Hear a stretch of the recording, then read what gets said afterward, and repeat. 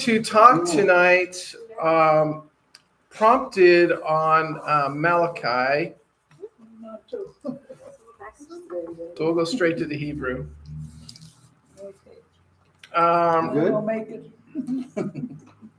Malachi 2:17 brings up a comment about how the people have wearied Yahweh.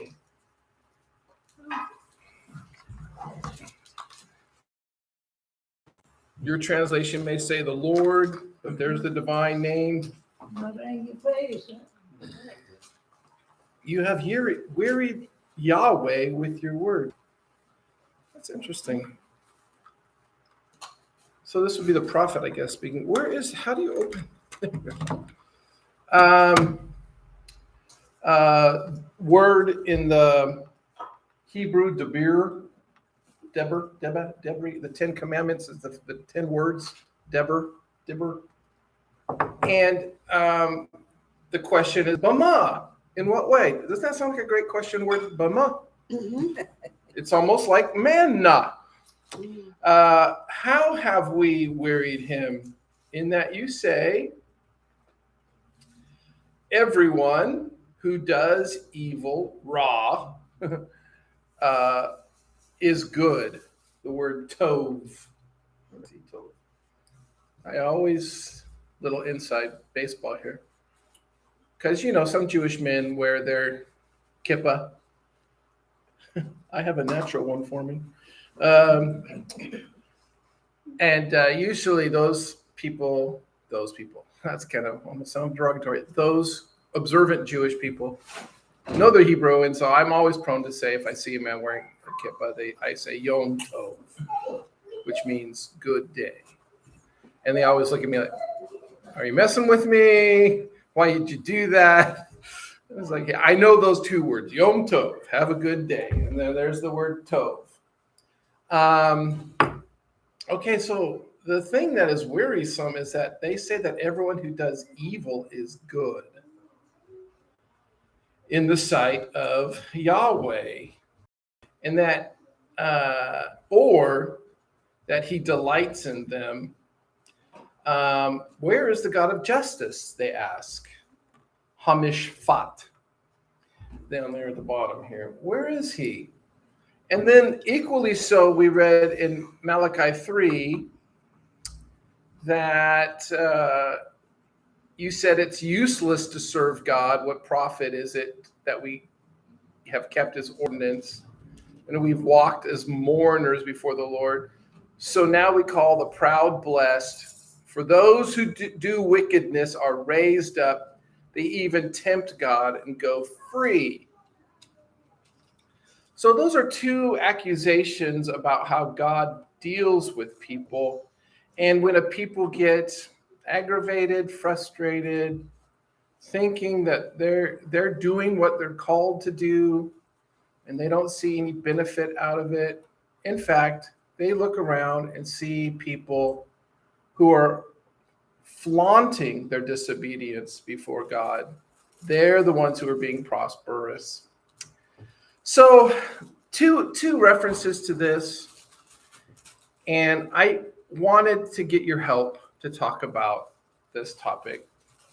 When we first started Malachi, it starts off saying that God loves them, and they say, well, how have you loved us? And so we actually spent a whole Lord's Day talking about love. What is love? And how important love is and how popular love is. But I did want to take a Sunday to talk about morality.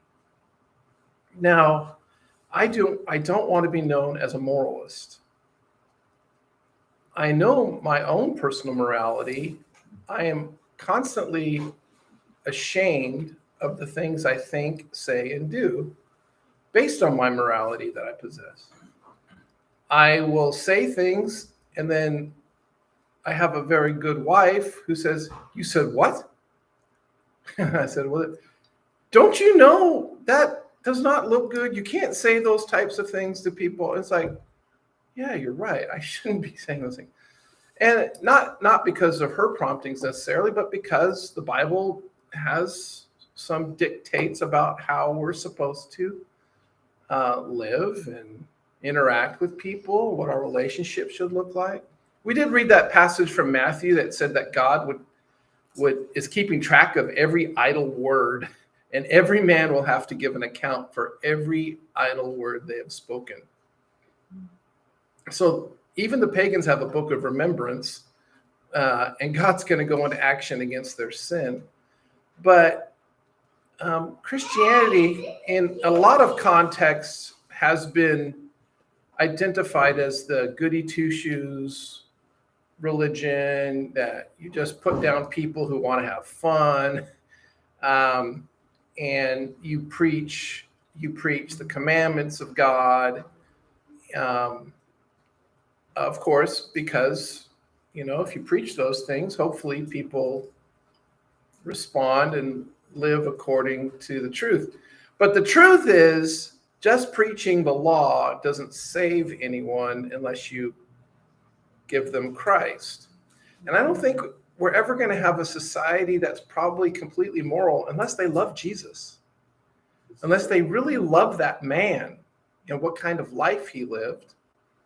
I want it to be more than just an appreciation for a great leader or a great teacher. I want them to really love Jesus. And those, I think, who love Jesus care about having a particular morality.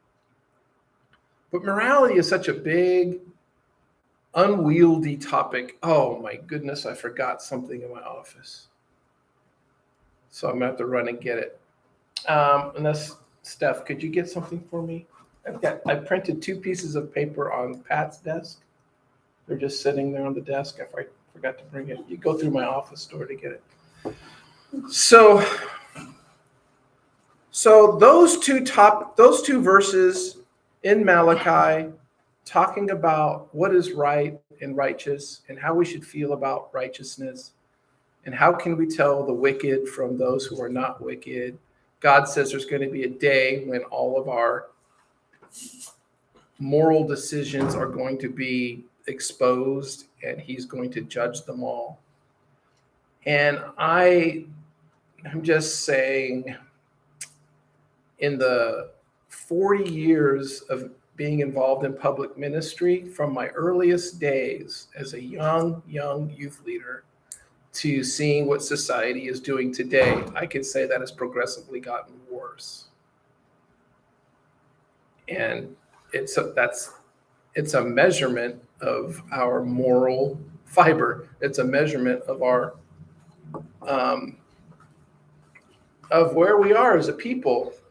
So I just have been burdened with it, and I feel like I should do the work and try and just do a proper presentation of morality without sounding like a moralist, with presenting Jesus Christ as the only savior of people who don't have a perfect morality. I need Jesus' salvation, because I, as a Christian, see all my deficiencies constantly.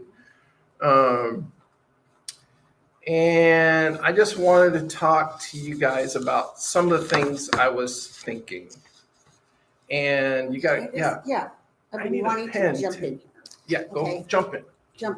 I have talked repeatedly with a member of my family, and I'm sure you know who it is. Let's see. About there's fun and then there's fun. Okay. So you can have fun in a way that is pleasing to God, that shows that you are enjoying his creation, that you're enjoying the people that he has put in your life, or you can kind of have the kind of fun that leads to dissipation. Mm-hmm. Yeah. So I think that when non-Christians criticize us, like we don't want anybody to have any fun, Yeah. and that would be my answer. There's fun and then there's fun. Okay. It depends on how you're looking at fun, right? Yeah. Because you can have fun in a moral way that honors God, that uplifts the other people around you, and you can still enjoy yourself. right? But then there's the kind of fun that leads to like everybody getting wasted Yeah. and, throwing up all over the place. And do you know what I'm saying? Yes, you're actually sort of pinging off the sides of where I want to go in the fact that their calibration needs to be made. And that opens the door to a bigger topic about how you fine tune morality. And so so I just did something very immoral. Someone gave me a pen to use and I broke it. No, it works. It works. I just can't believe I just fidgeted with it. So the moral thing to do right now is to say, I apologize. I was not thinking about the preciousness of this pen and the people to whom gave it to me. What was I saying? Okay, so I was reading a little Lewis today, a little Schaeffer today, a little Hooker today, Richard Hooker, Puritan writer. And morality eventually has to be displayed by a group of people. So I went to to a standard definition, and this one's the Stanford Encyclopedia of Philosophy. So there's a philosophical category for morality. And someone posted a cartoon the other day of a cartoon character with a super pleasant face. And on the bottom, the caption was thinking about philosophy. And then the next template, what do you call that next? Frame. Was a person with a scowl and just very frustrated. And then it said, having to write a paper about philosophy. It's like, I like thinking about the topic, but man, when it comes down to really putting words to it and getting it organized, it's just a beast. But we all know that in our society, so many things are going wrong that we've lost something morally. And we would say as Christians, well, we've lost the lordship of Jesus Christ and his kingship. And then, of course, I think we've had this discussion together. There's probably never really been a super ideal time in America's history when everyone was moral, except for today in 1607, when they got off the boat at Cape Henry and said their first prayer. That was about probably the most holy America has ever been. Ever since then, it's gone downhill. So back to a definition of morality, the Stanford folks thinks there does not seem to be much reason to think that a single definition of morality will be applicable to all moral discussions. See, that's a big beast then. One reason for this is that morality seems to be used in two distinct broad senses, a descriptive sense and a normative sense. More particularly, the term morality can be used either one, descriptively to refer to certain codes of conduct put forward by a society or a group, such as a religion, or accepted by an individual for her own behavior. I noticed that in a lot of philosophy works. It's never him. It's always a girl. I don't know why they always do that. Trying to be inclusive. Yeah. So there's one sense in which morality can be used, and I think that's how most people think. It's the code of conduct. Keep to the code. Or two, normatively, to refer to a code of conduct that, given specified conditions, would be put forward by all rational people. And, did I look up the verse in Romans chapter 2, which talks about that even the Gentiles know. Because God is what? Yeah, their very conscience speaks to them about what's right and what's wrong. And then, of course, I wanted to make sure that the word moral was in the Bible. It's not really even a Bible word, morality. The Hebrew people had their laws. civil ceremonial, and that was supposed to give them their code. That was their code of conduct. But I found this one verse in the New King James, 2 Chronicles. Why did I do this? 2 Chronicles 28. There it is, 28, verse 19. For the Lord Judah low because of Ahaz, king of Israel, for he had encouraged moral decline in Judah and had been continually unfaithful to the Lord. New King James uses the word moral. That's the only usage of the word moral in the New King James. But we're familiar with Israel's history, and in this particular case, Judah, the southern kingdom of Judah. As the king goes, the country goes. You can kind of say that about a lot of countries right now.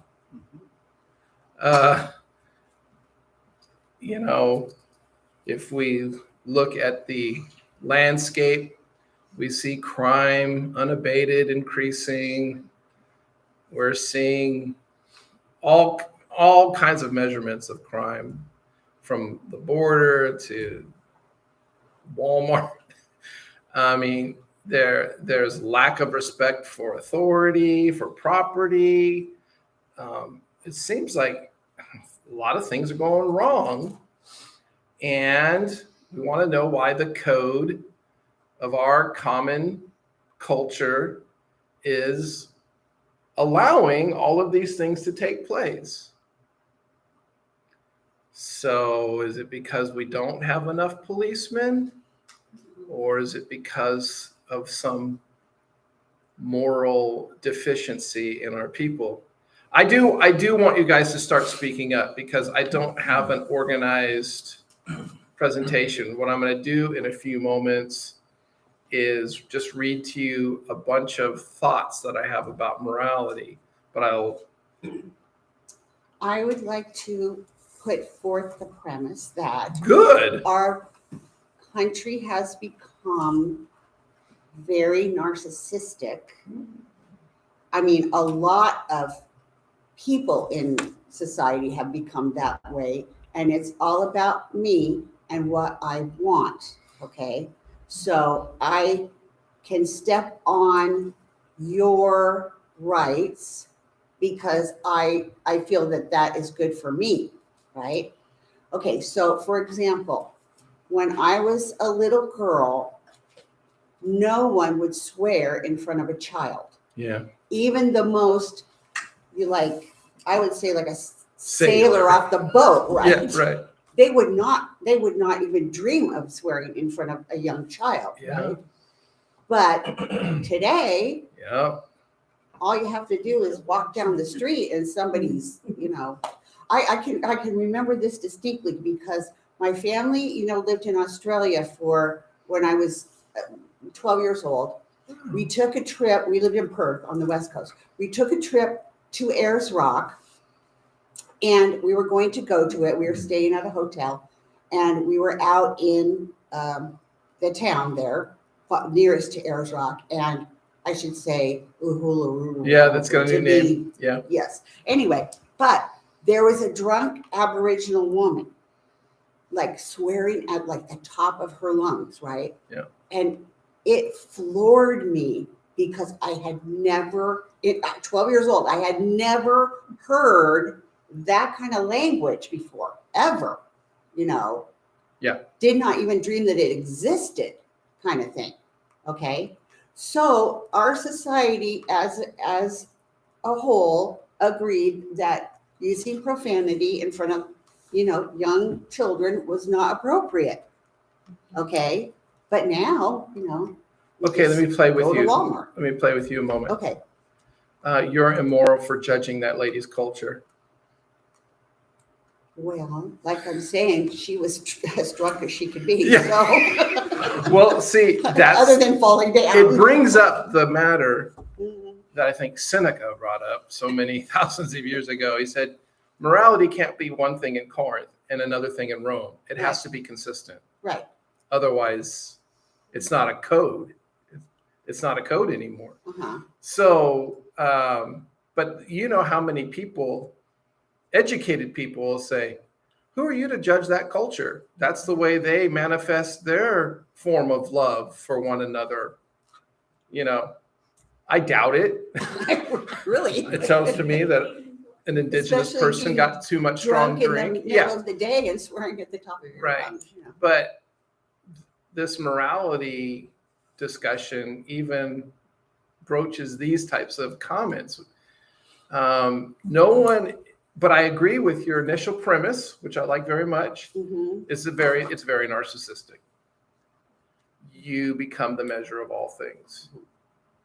And when I think about my sinful proclivities, it's always because I'm thinking about myself first. Mhm. When I'll go through the day and be embarrassed of something I said or neglected to say, and I'll think to myself, why didn't I even bring up this topic? This was important to this person. They just went through this incident, this event, and you said nothing about it because you're just thinking about all the stuff you want to do, and you didn't think about who you were with, what they told you, what they asked you to pray for, and you never. Well, two arguments I've heard on what she's talking about, say cursing in front of the kids. Yeah. One, a guy told me that a pastor of his, a very famous pastor in the Memphis area who has passed away, told them it's okay because it's the language of the day. And then another argument, a guy tried to tell me is, well, show me in the Bible where it says those words are bad. Right. There's certainly the passage that says there shouldn't even be a hint of immorality among you. And there is a verse that says about coarse jesting, that there shouldn't be coarse jesting. Yeah, I always thought I'd grow up and be known worldwide as the cussing pastor, and just cuss at everyone, cuss at sin, cuss at the devil. I'm just making that up. You don't believe that. I'm just. So, but I mean, there is a guy out there who is known for being the cussing pastor. Who's kind of on his own now. Okay, so I was reading through these different authors, and I just came up with some ideas. I don't have any cohesion to any of this. This is just thoughts that came to my mind, but I'd like you to comment on where you believe appropriate on the topic of morality. Obviously, we have to have a definition for what it is. So it's a code of conduct. It derives from somewhere. It's based on certain principles that people find foundational to their identity. But evidently, morality is in flux.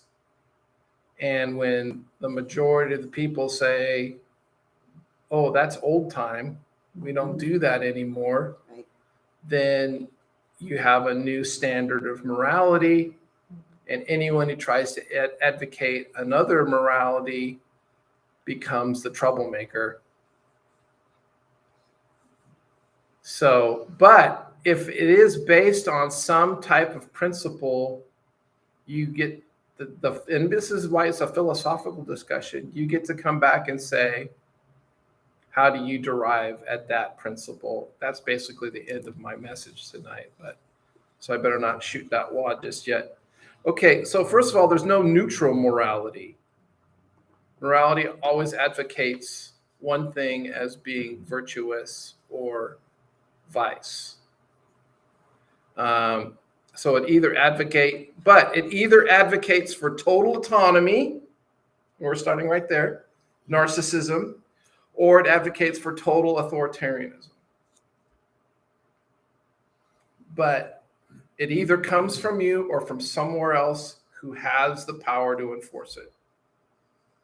And my thoughts on this, and challenge me because I want to think. I want to be like Shane. Where I'm wrong, tell me where I'm wrong so I can get to where it's right and find freedom there. But Christian morality comes from a completely authoritarian God. And the great, wonderful news about that is that this authoritarian God is a good God. And he is just and holy and true.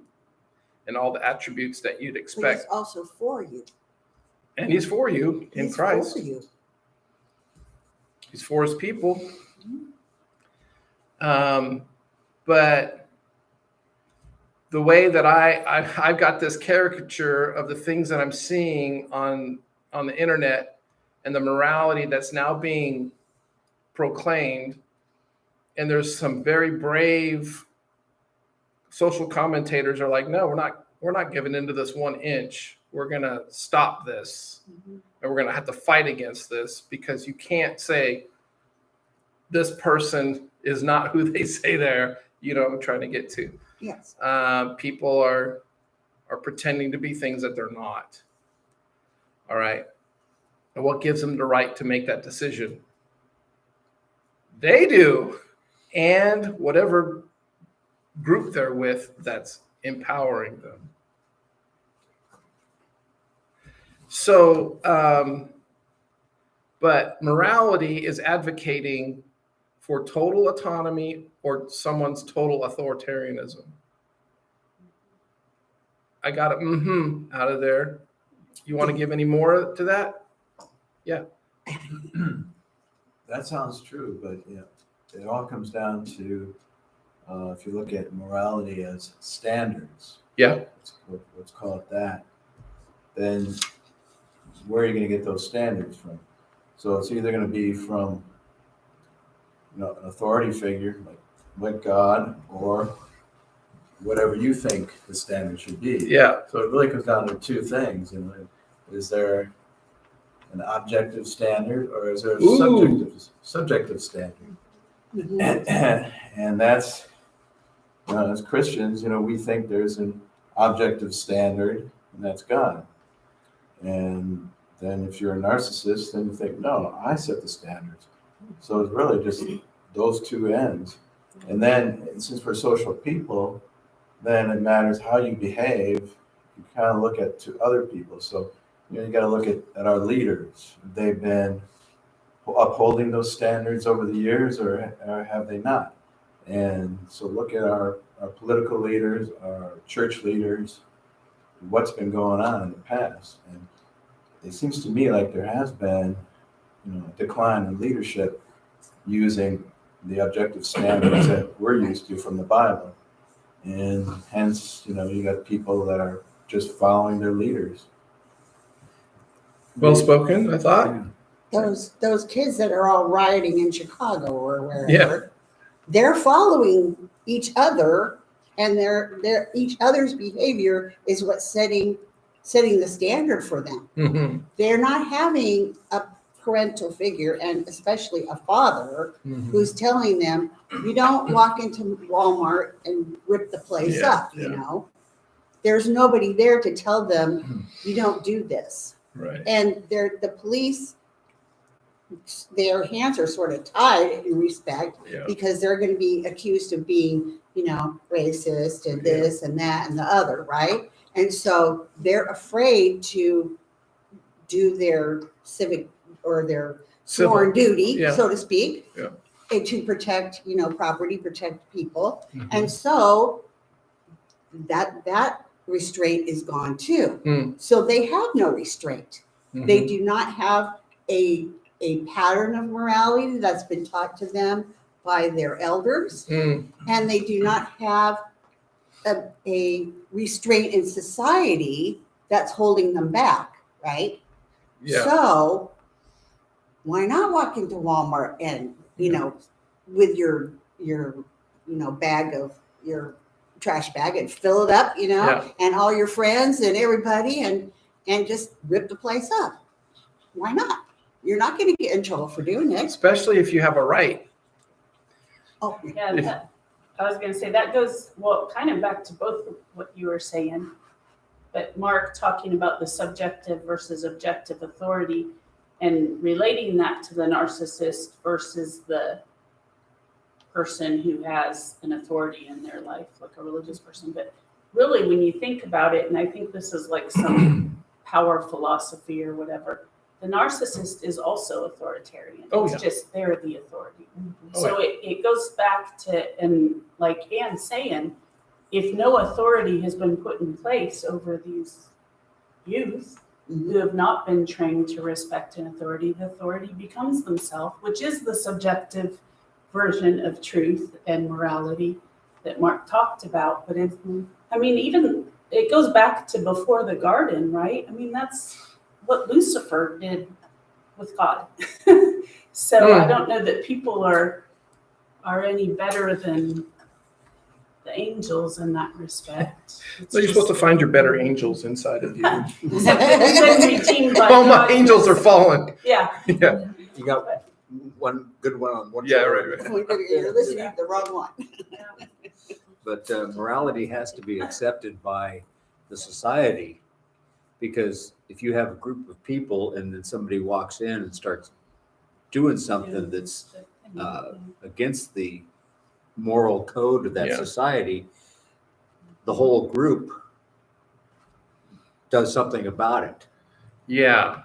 Now it, there's so much Gray that- area. Gray area, yeah. So much gray area and so much afraid to do anything because you're called out as racist, misogynist, homophobic, whatever. Xenophobic. That you don't do anything about it, and then the rot starts to come Yeah, from within. So it seems to me that there's been, on the morality scale, I'm going way far afield of where I wanted to go. You have the first TV show that shows the first live kiss on television. It's like, whoa. The first time that the man and wife's bed is together, because they would always be in separate bed. Ricky and Lucy. So, I mean, there's always a first show. Did you see that Beatles song, I Want to Hold Your Hand? No one's ever written a song like that before. That's a little provocative, actually. And then there's a big hubbub, and then there's the finger pointers, or we always expect, that's what's dangerous. And then the media makes fun of them. And then that cycle just goes every single time. But it's going downward. Yeah. It's like the whirlpool that's Right. going downward, right? My next question is, what's causing it? Is it just us going back to our base, our fallen nature, or is there something else like spiritual things going on that are Spiritual balance. causing it? Yeah, I would say maybe both. That's what I'm I wondering. would say both. Because all Satan has to do to disrupt the quote plan of God is to make people think that Jesus was just a good teacher, Right. that sort of thing, and get them to deviate a little bit off from the Yeah. true gospel. That's the If you can old. get him to just deviate a little bit, he wins. And so get him to deviate on what morals are and just eat away at it just a little bit. All of a sudden now you're a lot bit. It's like shooting the cannon. If you're just 1 degree off, a mile away, you're just gonna miss it by a little bit. But if it shoots so far away, you're like miles off. So you just came up with my next statement. Morality needs to be substituted with another morality. So that old morality of Leave It to Beaver actually kept women chained to their homes and men stuck in 9-to-5 jobs. And I don't know, they come up with it.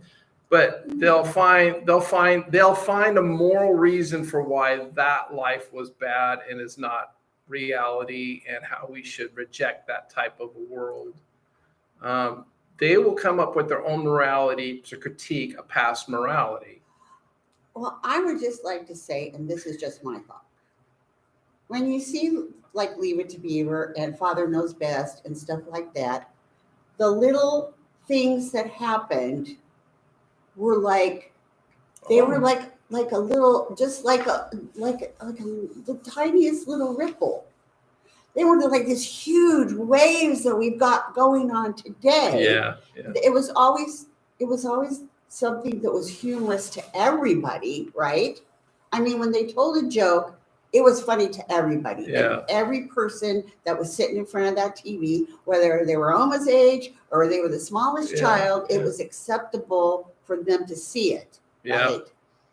But nowadays, oh my gosh. And during any time of the day. You can't even watch I commercials. remember, okay, Sunday night, falling asleep to Bonanza, because that was when I was laying there in bed, kind of falling off, right? But they would not allow Bonanza before whatever time because it had adult, Yeah. content. Yeah. Well, now Bonanza. you would look at Bonanza, you're going, what the Yeah. I mean, what was the big deal about it, right? So, but you see, in those days, it was considered to be a little on the risque Yeah, side, yeah. so that it would be more for a grown up to watch rather than a small child, Right.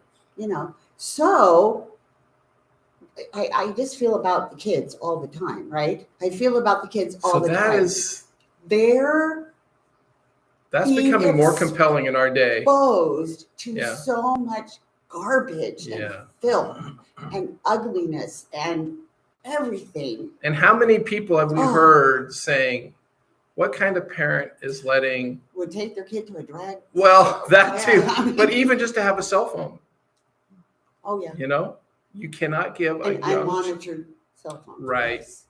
Exactly. No, I know.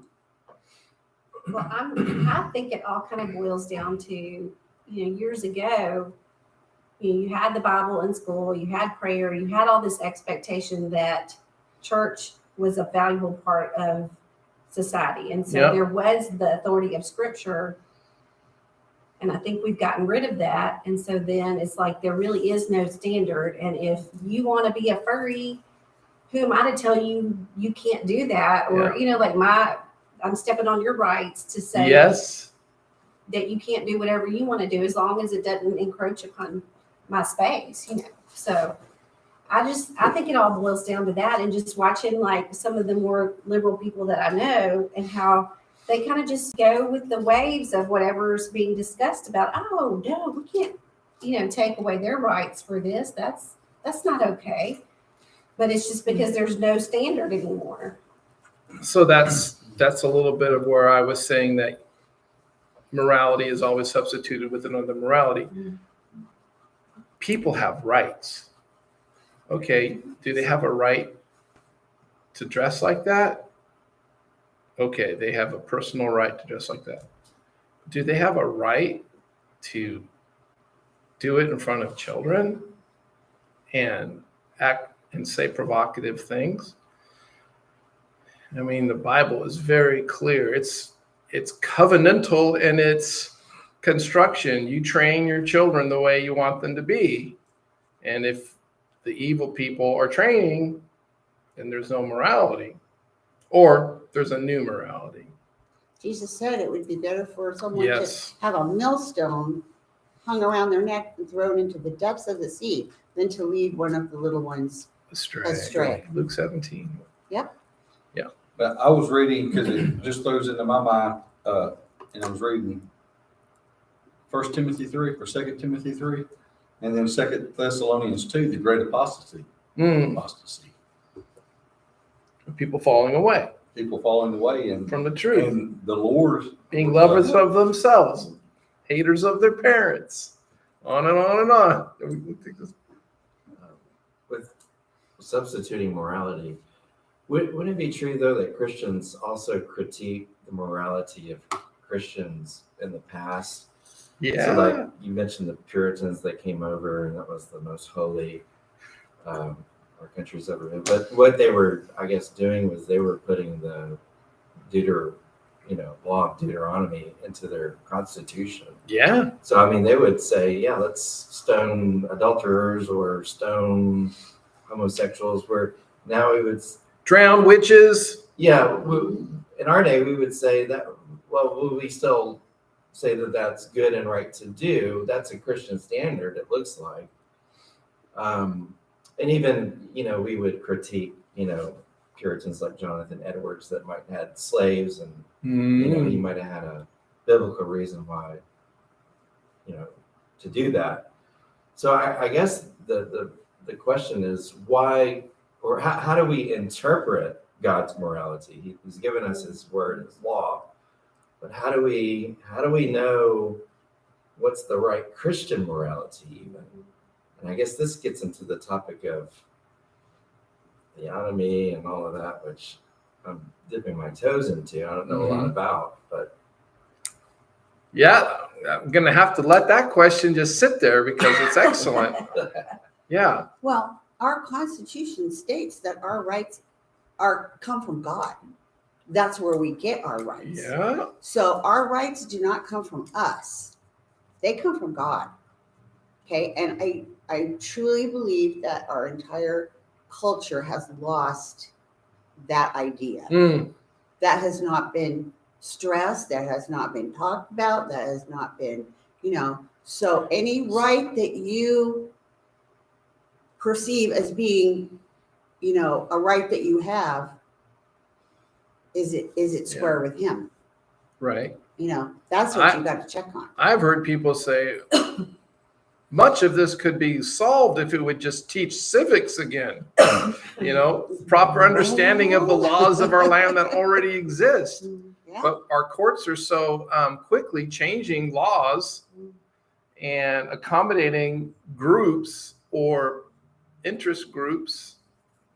But yeah, there's going to have to be, back to your question, there's going to have to be some interpretation required from a lot of those Old Testament laws. We were here one time after hours bringing up some of the very strange passages in Deuteronomy that we don't even understand the context for why you would perform some of those functions.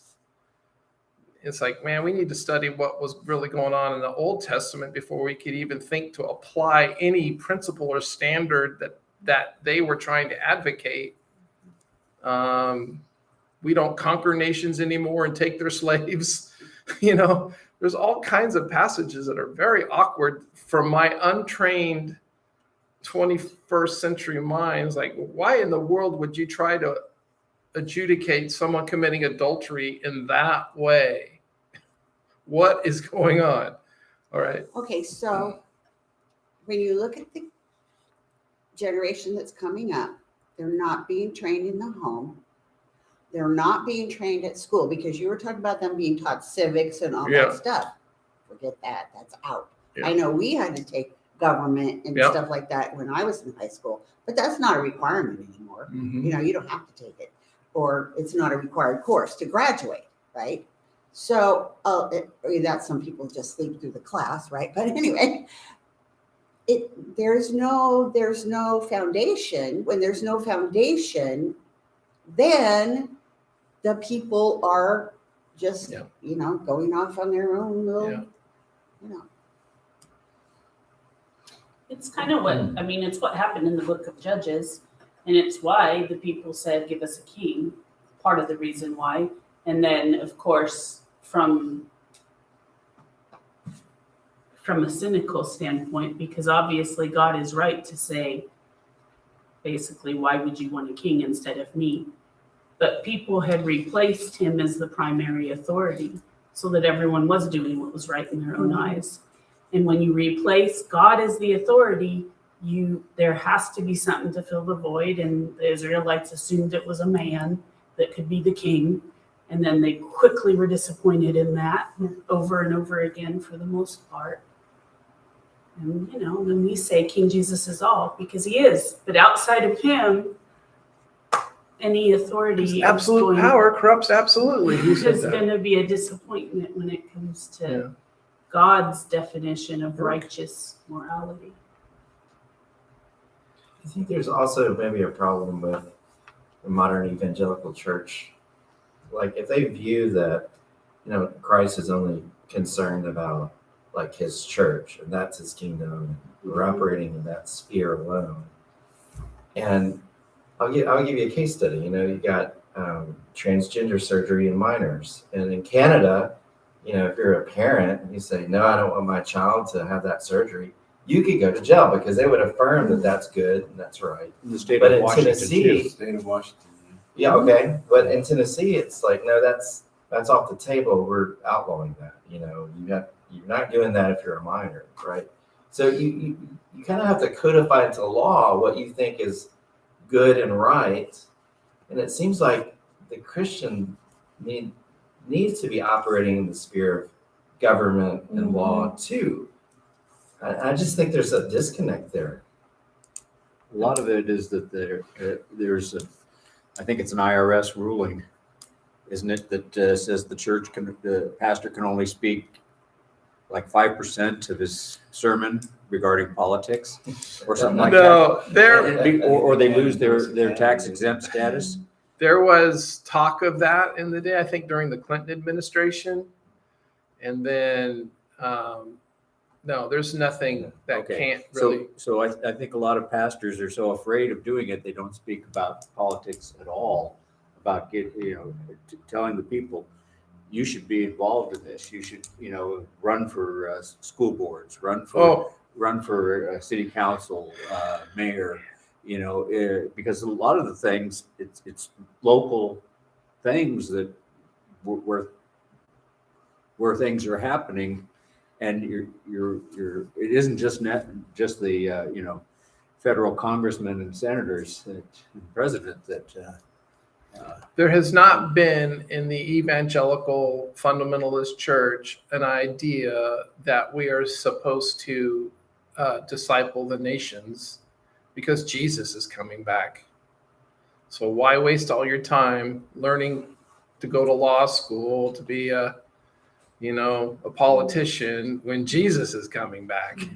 So there's a lot the Christian church has hamstrung itself by thinking that we weren't going to be here, and it can only get worse.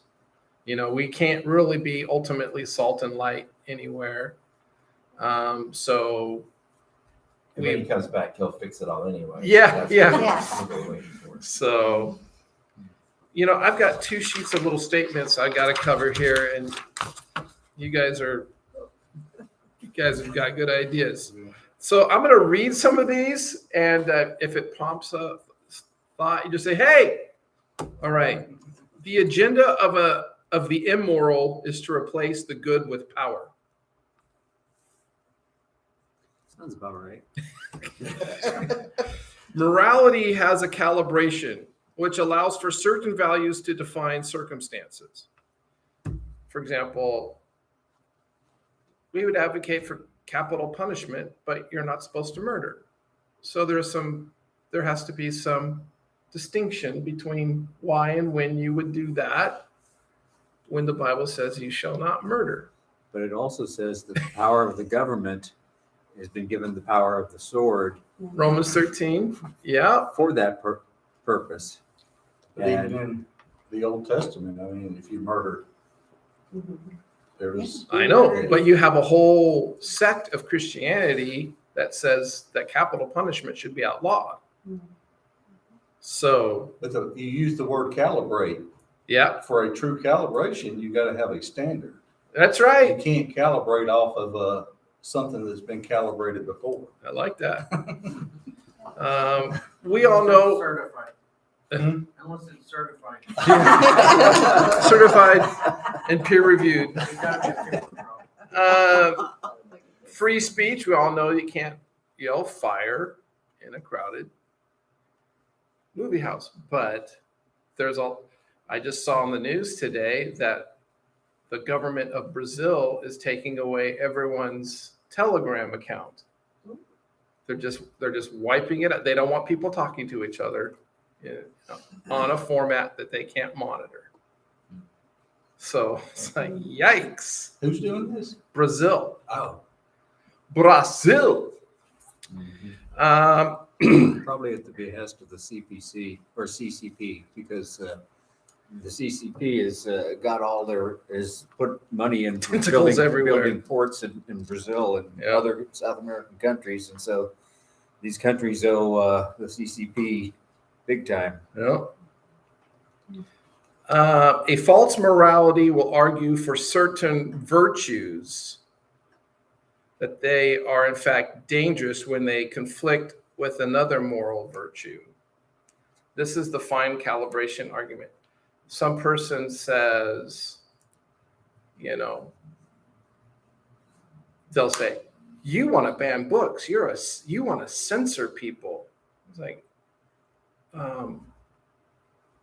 okay, I think it's a virtue, or is it a virtue?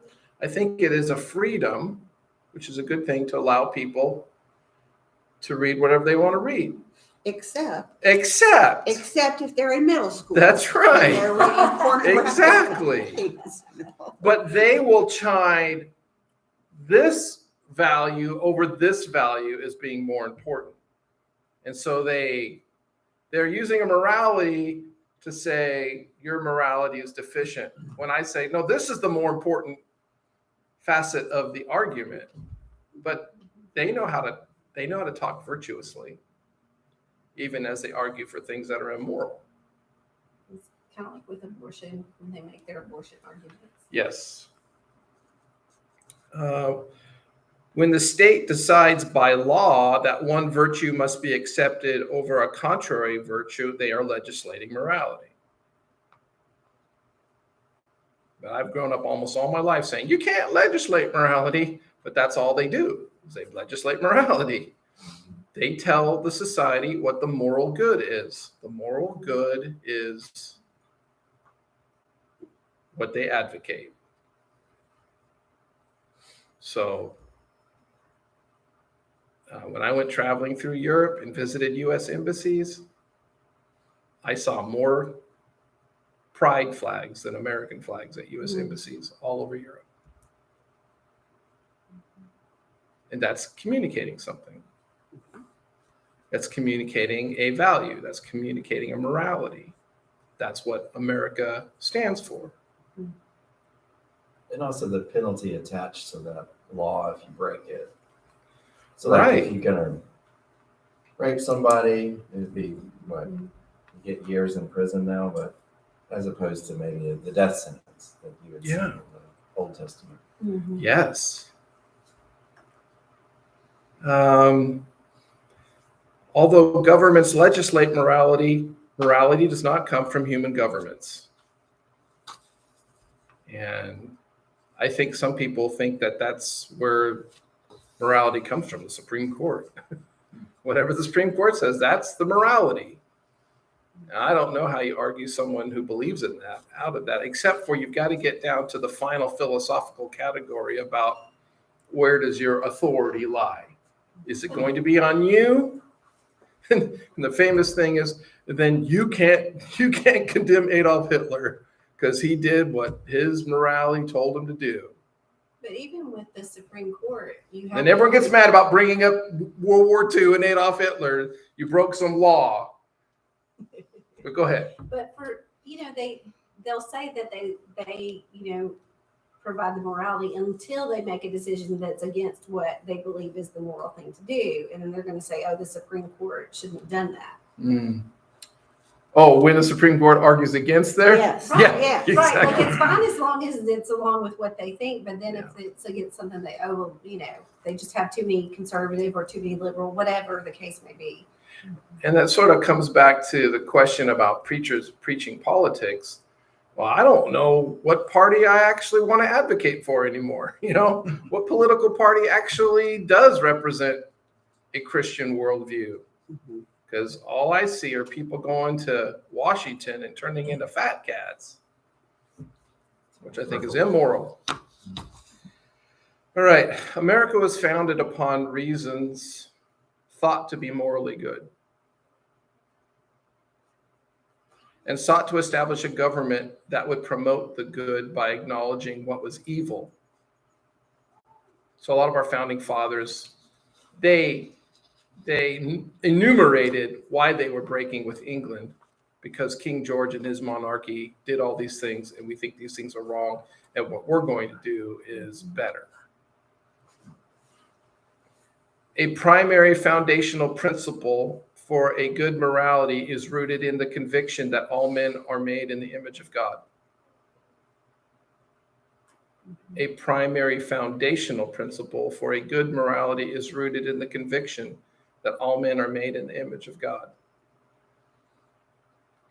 This reference prevents false narratives to be imposed upon people or a society, such societies that have caste systems, those who violate bodily autonomy, those who have personal convictions about their personal identity, protects people against libel, patent law infringement, criminal actions.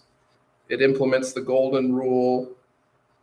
It implements the idea that no one has the right to do wrong. A virtuous morality should be a part of our children's training. Absolutely, 100%.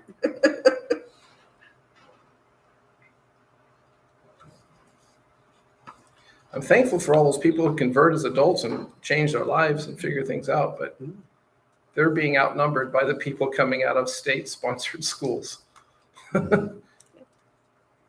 False morality always seeks to change the nature of words, activities, and procedures. So certain procedures, certain groups use phrases such as gender-affirming care when they're actually doing something else. Yeah, exactly. Reproductive rights when they're actually doing something else. It's very Orwellian, doublespeak. Yeah. No, Social justice. They get you on semantics, right? Yeah. This is a birthing person. Right. You know, you have to change the language to promote the new morality. Some matters are amoral: drinking, dancing, tattoos, hairstyle, unless you can prove that hairspray is actually damaging the environment. They did, and they changed it without fluorocarbons now. I know, but see, there is a moral duty that people not use hairspray because you are destroying the ozone layer and you are destroying the earth. And you know, you people with that type of attitude and those convictions that you have, you're destructive to society. Maybe you shouldn't be around here. You're actually, your group of people, you're keeping us from being the great society that we want to be. You're worshiping something, right? Yeah. Either you worship God or you worship Mother. Mother Earth, or you worship yourself, or you whatever. But you are putting something else in God's rightful place in your life. Idolatry, right? yeah. But that's the same things they said when they loaded up the trains. We'd actually be a greater society if you people weren't here. And that argument's going to get used. It gets used everywhere. There's always some group finds someone to be the scapegoat. And then they have a moral conviction that they believe to be good to eliminate them. But if all men are created in the image of God, that sort of makes it harder to do that. They don't like hearing it, so they just get angry. You know. A freedom or a want is not a right. No, it shouldn't be controversial, right? As soon as relativism becomes a way of defining morality, which is the goal of the relativist, then the standard of total truth can be rejected.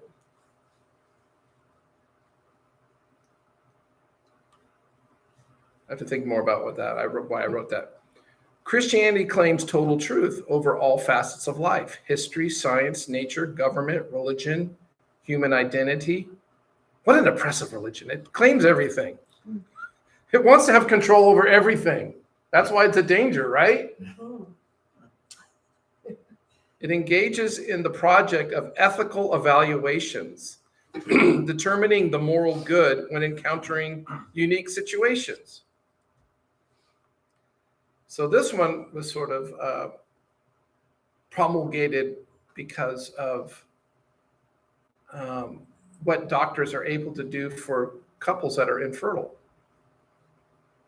And there's like genetic ethicists who like try to figure out what is the moral good in these circumstances. Should we because we can?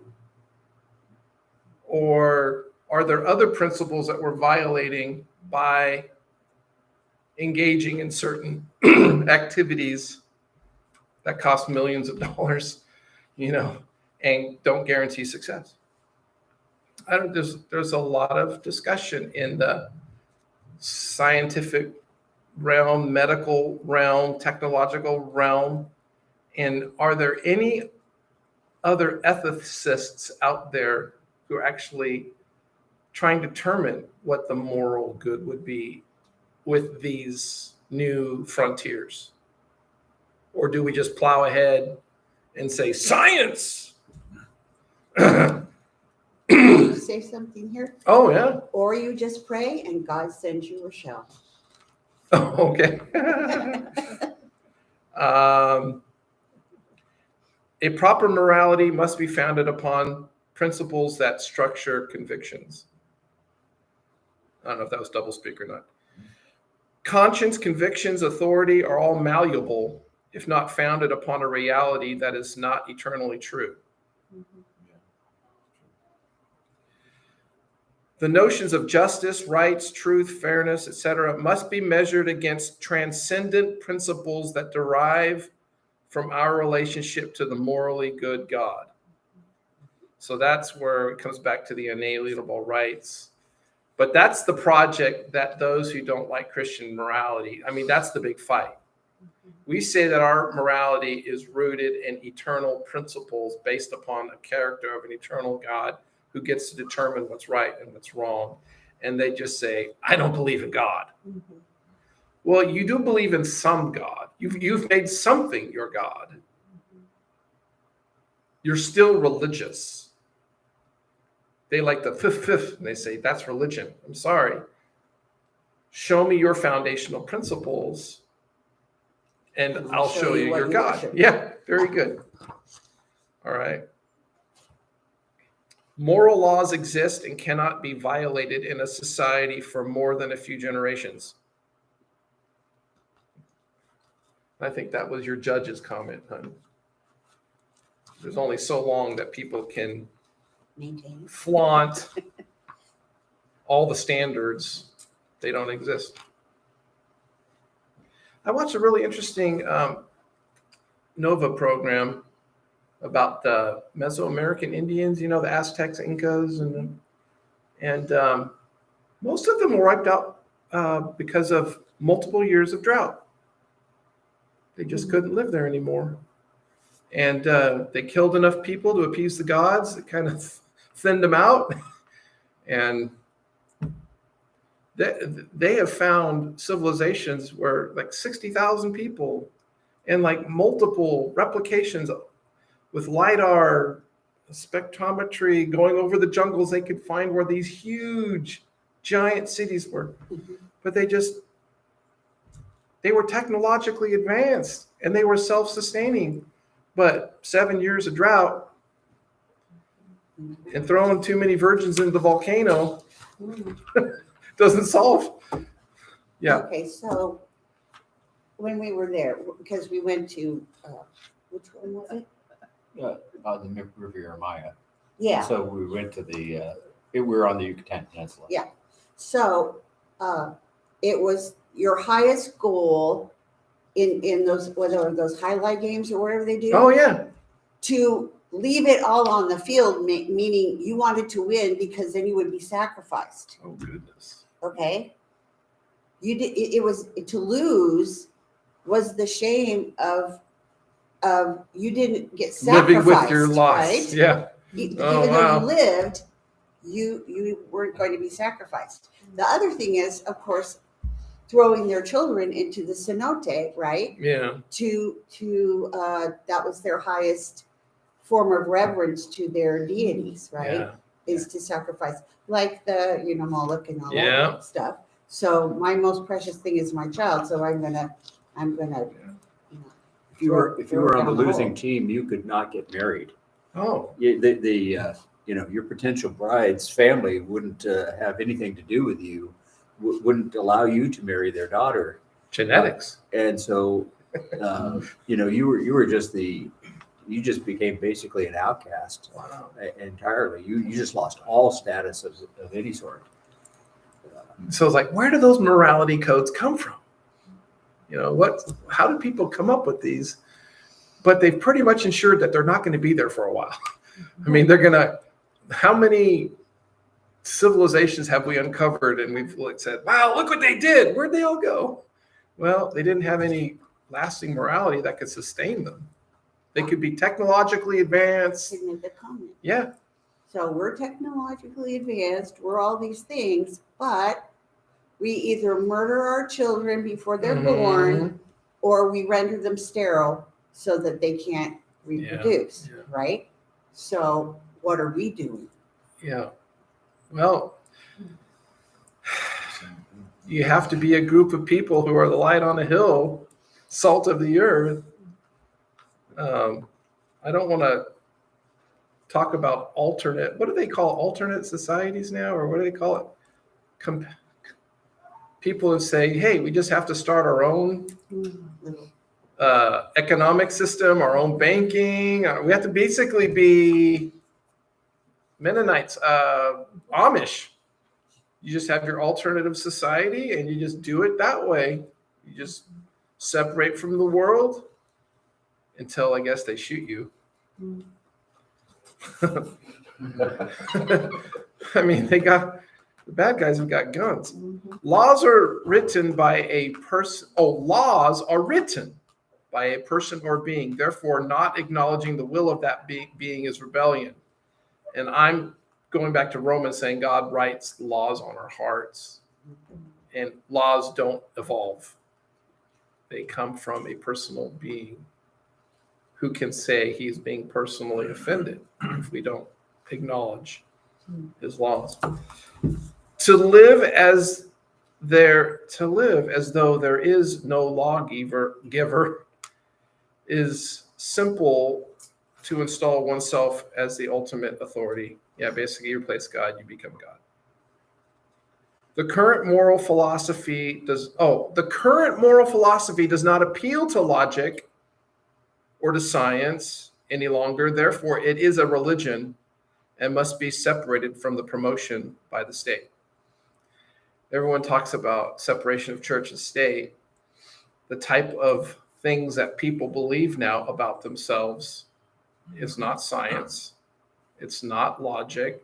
It's not philosophy. It's just, I think I'm this now, and you better accept it as such.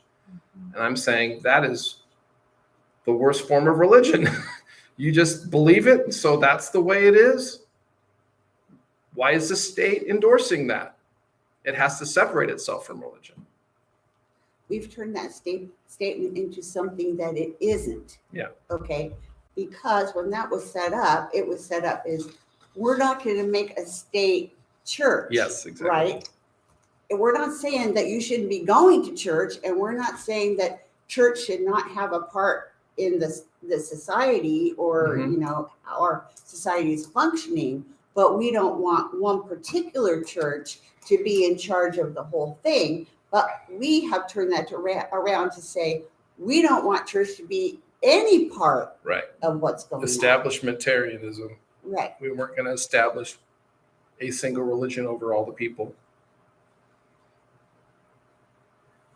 The state legislates morality and will be held accountable to the ultimate lawgiver and authority on morality. And this is my favorite question. All this to get to my favorite question. When you're talking to someone about matters of morality, you ask them this: based upon which moral principle do you justify X? Based upon what moral principle do you justify dressing like a woman? It's not a moral principle.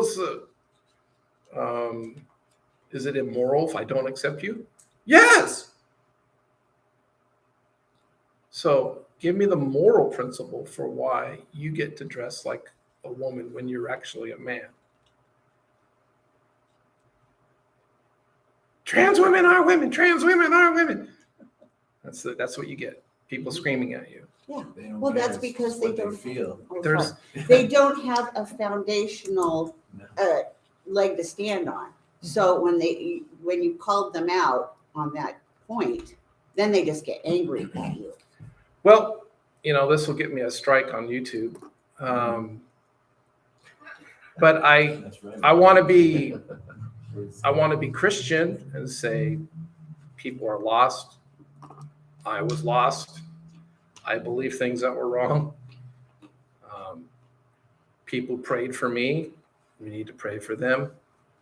But in the meantime, the code of conduct from my culture is eroding.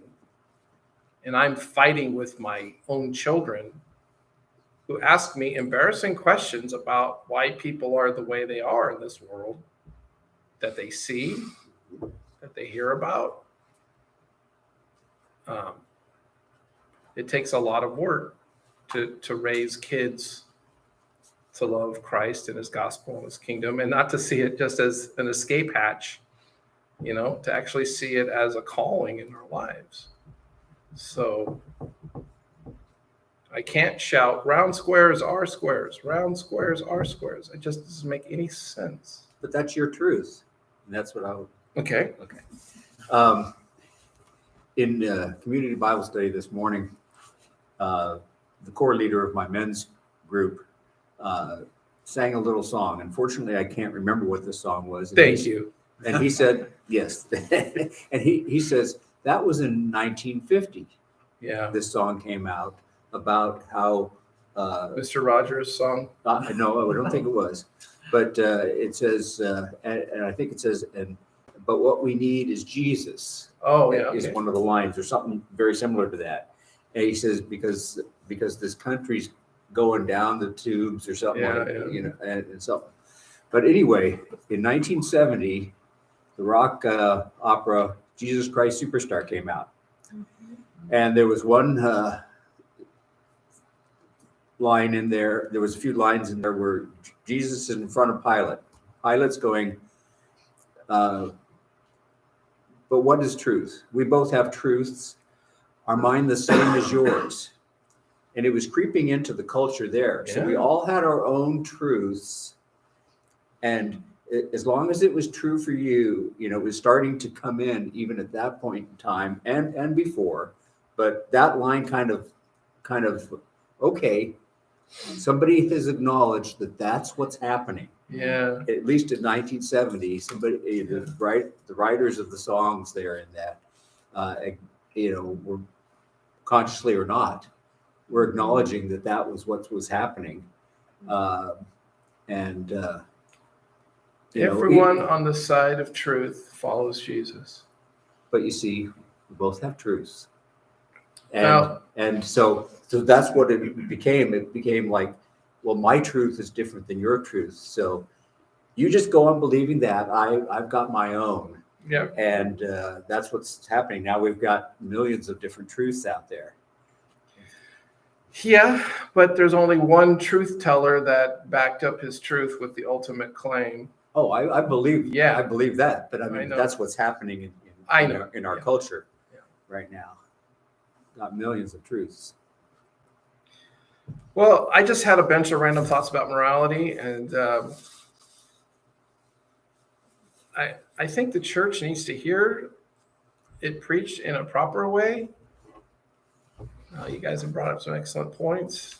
I don't know what I'm going to do with it, if I'm going to chuck it.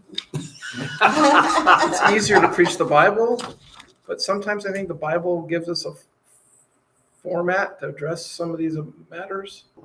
So you can pray for me. Ultimately, it is really important to preach the Bible because even when we do these evangelical surveys in America, the concept of different truths is prevalent. I mean, most Americans who consider themselves Christians would not stand on the side of there's only one truth.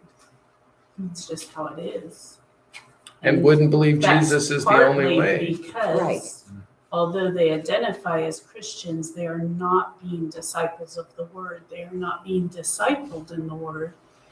And if you don't know the word, then it's really hard to feel like there is a truth with a capital T. So you made me think about that really sweet couple that started attending here during COVID. And then we both found out we believe differently on a very important matter, a moral issue. And they said, we can't come here anymore. And of course, no one here chased anyone away, but our conviction was, no, that's an unacceptable lifestyle. You will not hear that promoted from the pulpit. Probably no one from the church, but that became a deciding factor of where they were going to go to church. So there has to be, I think there's going to be a little bit of a, you get to the faithful and then who really understand what it's about, and then they live it out, and it bounces back again. Just, it depends on how far it bounces back out, because you get the serious ones who train their children right, and hopefully they marry people who also are serious. We're going to see a spring back a little bit somewhere, just sociologically, it's going to happen. But it's going to be a wonder to see what kind of resistance they run into. And so that's why we need to be praying and evangelizing and confessing our sins, repenting.